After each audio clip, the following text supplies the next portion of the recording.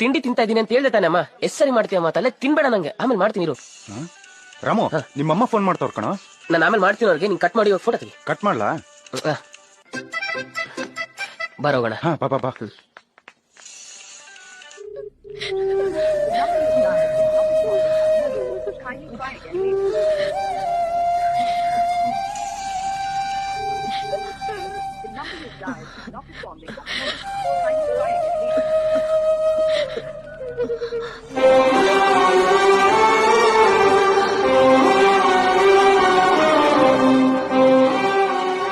ಮನೆಯಿಂದ ಇಷ್ಟೊಂದು ಕಾಲ್ ಮಾಡಿದಾರೆ.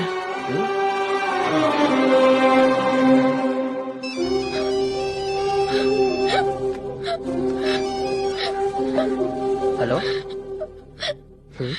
ಹಲೋ ಅಮ್ಮ. ಹೇ ಪುಟ್ಟಿ, ಯಾಕೆ ಹೇಳ್ತಾ ಇದೀಯಾ? ಅಣ್ಣ, ಅಮ್ಮ ಹೋಗ್ಬಿಟ್ರು ಕಣೋ.